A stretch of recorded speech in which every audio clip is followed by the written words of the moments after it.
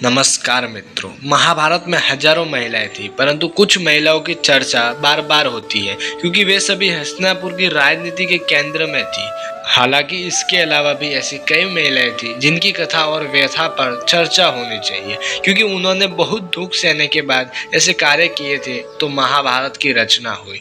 आओ जानते हैं इनमें से 5 महिलाओं के बारे में। तो प्रथम नंबर पे है अंबिका और अंबालिका। शांतनु और सत्यवती के 2 पुत्र हुए, चित्रांगद और विचित्रवीर्य। चित्रांगद युद्ध में मारा गया तथा विचित्रवीर्य राजा बना। विचित्रवीर्य की 2 पत्नियां अंबिका और अंबालिका थीं। विचित्रवीर्य की रोगवश मृत्यु हो गई और दोनों को कोई पुत्र नहीं हो रहा था, तो पराशर ऋषि के पुत्र वेदव्यास से नियोग विधि के द्वारा अंबिका को धृतराष्ट्र और अंबालिका को पांडु नामक पुत्र मिला। धृतराष्ट्र और पांडु की माता की कथा और व्यथा की कम ही चर्चा होती है। और मित्रों, तीसरे नंबर पे है भानुमति। भानुमति काम्बोज के राजा चंद्रवर्मा की पुत्री थी। भानुमति बहुत ही सुंदर, आकर्षक, बुद्धिमान और ताकतवर थी। भानुमति के स्वयंवर में शिशुपाल, जरासंध, रुक्मी, वक्र, कर्ण आदि राजाओं के साथ दुर्योधन भी गया हुआ था।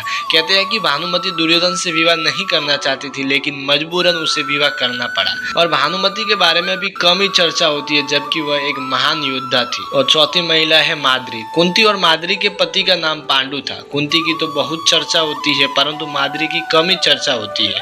5 पांडवों में से 2 नकुल और सहदेव माद्री के ही पुत्र थे। और 5वें नंबर पे है विदुर की माता। अंबिका और अंबालिका के बाद अंबालिका ने अपनी दासी को वेदव्यास के पास भेज दिया। दासी से विदुर का जन्म हुआ। इस तरह धृतराष्ट्र, पांडु और विदुर तीनों भाई भाई हुए, परंतु विदुर की माता की कोई चर्चा नहीं करता है। वह कौन थी और क्या करती थी? महात्मा विदुर की पत्नी का नाम पारसंवी था। पारसंवी का भगवान श्री कृष्ण के प्रति अनन्य प्रेम भक्ति भाव था।